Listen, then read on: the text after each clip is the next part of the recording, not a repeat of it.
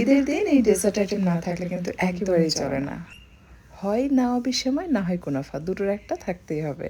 তা না হলে টেবিলে যত রকম খাবারই রাখেন না কেন, এইটা ছাড়া কিন্তু বেমানান। আমার মনে হয় সব গৃহিণীদেরই এটা খুবই পছন্দের। নিশ্চয়ই আপনারাও আমার সাথে একমত। চলুন তাহলে আমরা দেখে নিই চুলায় তৈরি সহজ প্রসেস। প্রথমে বেশি করে বাটার দিয়ে তাতে জর্দার রং দিয়ে খুব ভালোভাবে মিশিয়ে নিতে হবে। আপনি চাইলে এখানে বাটারের পরিবর্তে ঘি ইউজ করতে পারবেন। এর উপরে দিয়ে দিচ্ছি সাদা লাচ্ছা সেমাই। সমানভাবে ছড়িয়ে দিতে হবে। এরপর যে কোনো কিছুর সাহায্যে চেপে চেপে এটাকে সেট করে নিতে হবে। ভিতরে ফিলিং তৈরি করার জন্য আমি এখানে 2 কাপ ঘন দুধ, তাতে হাফ কাপ গুঁড়া দুধ এবং চিনি দিয়েছি 5 টেবিল চামচ, 1 চিমটি পরিমাণ লবণ, আর তাতে দিয়ে দিচ্ছি ভ্যানিলা এসেন্স ফ্লেভারের জন্য। কর্নফ্লাওয়ার দিয়ে দিচ্ছি উঁচু করে 3.5 টেবিল চামচ। সব কিছু ভালোভাবে মিশিয়ে নিচ্ছি। মিক্স করা হয়ে গেলে অ্যাড করে দেব ময়দা। আমি এখানে ময়দা দিয়েছি 1 টেবিল চামচ। এরপর চুলা ধরিয়ে অনবরত নাড়াচাড়া করে থাকতে হবে, তা নাহলে কিন্তু দলা পেকে যাবে। চামচ দিয়ে মিক্স করতে যাবেন না, তাহলে দেখবেন দলা দলা হয়ে আছে। আপনার চেষ্টা করবেন এরকম হ্যান্ড হুইস্কের সাহায্যে অনবরত নেড়েচেড়ে ঘন হয়ে আসা পর্যন্ত জাল করে নিতে। তাহলে এটা একদম মসৃণ হবে, দলা পেকে থাকবে না। আপনার ভিডিওতে লক্ষ্য করলে বুঝতে পারবেন, দেখুন খুব সুন্দরভাবে কিন্তু ঘন হয়ে এসছে, আর কোনো কিছু কিন্তু দলা পেকে নেই। যখন এটা ভালোভাবে ফুটে উঠবে সেই পর্যায়ে চুলা বন্ধ করে দিতে হবে। এটা সেদ্ধ হয়েছে, আমি চুলা বন্ধ করে দিচ্ছি। এরপর অ্যাড করছি ফ্রেশ ক্রিম 1 টিন, এটা 175 গ্রাম। সম্পূর্ণটা দিয়ে জাস্ট হ্যান্ড হুইস্কের সাহায্যে খুব ভালোভাবে এটাকে মিশিয়ে নিতে হবে।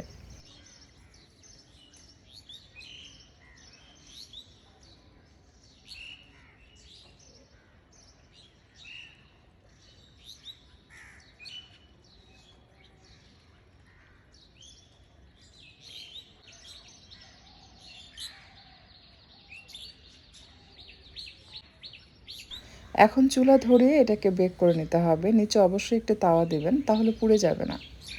যখন এটা হয়ে যাবে উপরে কালার চলে আসবে, ঠিক যেরকম ভিডিওতে দেখতে পাচ্ছেন। এরকম সাউন্ড হলে আপনাকে বুঝে নিতে হবে যে নিচের অংশটা বেক হয়েছে। চুলা ধরিয়ে রাখা যাবে না, তাহলে কিন্তু পুড়ে যাবে। চুলা বন্ধ করে কিছুক্ষণ রেখে দিবেন।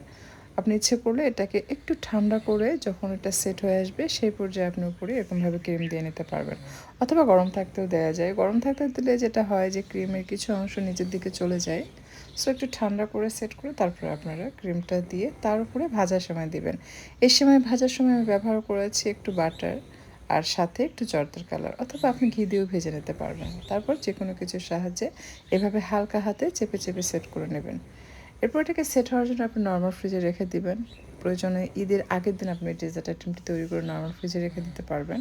ঈদের দিন রান্নার কিন্তু অনেক চাপ থাকে, আগের দিন এই ডেজার্ট আইটেমটি তৈরি করে নর্মাল ফ্রিজে রাখলে খুব ভালোভাবে সেট হয়। আর চিনি শিরা তৈরি করার জন্য হাফ কাপ চিনি হাফ কাপ পানি দিয়ে জাল করে নিচ্ছে।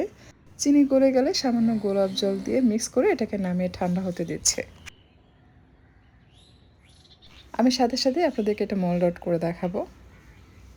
চারপাশে চাকুর সাহায্যে এভাবে আলগা করে নিতে হবে।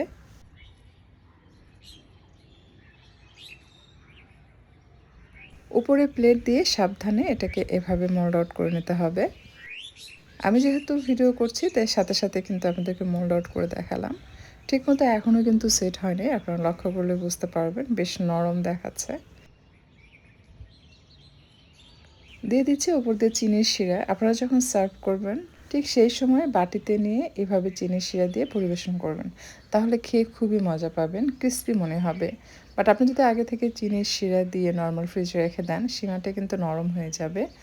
নরম সেমাই খেতে কিন্তু ততটা ভালো লাগে না যদি উপরের সেমাইয়ের যে লেয়ার সেটা ক্রিস্পি থাকে, আবার উপরে গরম গরম বা ঠান্ডা চিনি সেরা দিচ্ছেন, এটা তো অনেক জুসি ভাব চলে আসে, আর ভিতরে ক্রিমের ফিলিং, সব মিলিয়ে কিন্তু খেতে অসাধারণ।